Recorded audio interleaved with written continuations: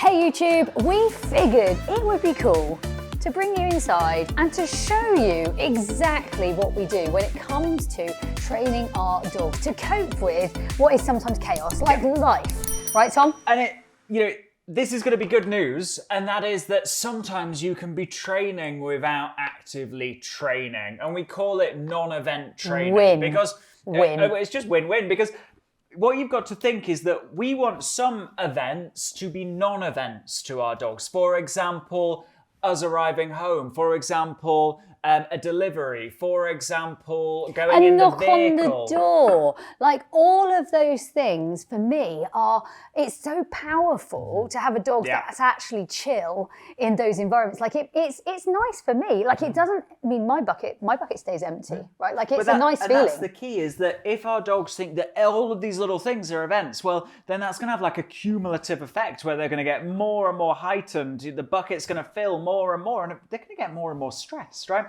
So the cool thing is that you can turn those events into non-events. And when we say events, like literally, some of you might not have even acknowledged these are events. Like you might not even realise that actually my dog is chaotic when someone passes the window, or my dog does go loopy when I pick up my keys, or my dog does go loopy when I get up and I move somewhere else. Like that is what sets my dog crazy. Sorry, I just jumped out of the zone, but hey. And these are the things that might, for example, disturb a dog. Sorry, I'm just keeping our poor cameraman on his toes. And these are the things that they might make it difficult for someone with their dog, and difficult for the dog. Like actually, those are all things that have effectively disturbed her, and actually it's her opportunity to deal with that non-event, right? 100%. So first tip that we've got for you is actually, when we want to make an event a non-event, we probably need to do it more rather than less, but we need to do it at a level where our dog's going to stay in that nice space of noticing, but not going crazy. And so if we're thinking about our movement, well, we might shuffle in our seat, Oh, our dog's still settled. We might, think about getting up. I'm going to sit down again. And these things become non-events. It gets to the point where our dog's like, well, it's very inefficient for me to keep an eye on that one because she's doing crazy things, Equally, a knock on the door, a knock on the table might be too much for your dog right now, but that doesn't mean that you can't maybe do one knock,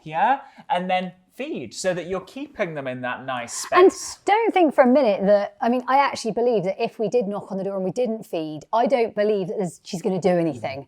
However, why not pay into that bank account? Why not say, you're doing an amazing job here? Why not say, actually, she's still searching for that single piece of food. Look at her.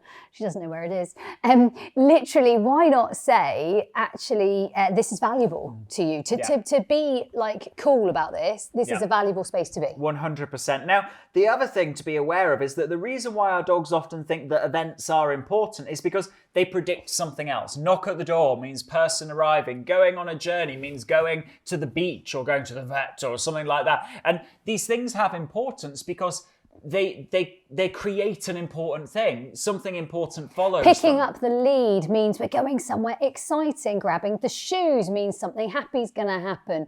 Maybe, I don't know, opening the front door, closing the front door. Maybe arriving. Like, that's a great example, and I'm sure you'll all have this one. Maybe it's your partner, your mother, your sister, your brother. Maybe it's you.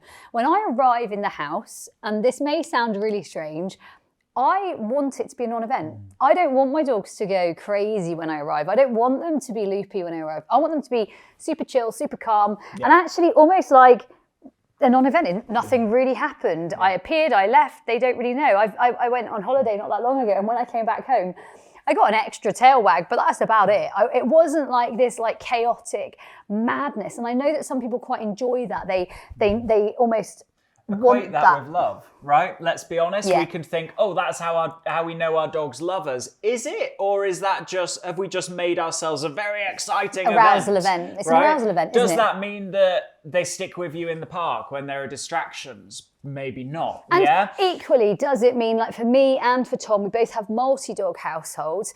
Does it mean for us in a multi-dog household, there's a potential to have like a real like arousal like moment between multi-dogs where they all get very itchy or antsy? Yes. So for us to keep them in a calm space where everything's harmonious and everyone is able to be disturbed effectively with us coming home, but not to the point that it's a particularly significant event to them. Actually, that's really valuable to Tom and I, because we have dogs who can settle and be calm in the event that we arrive and leave. Like, it's a really cool thing.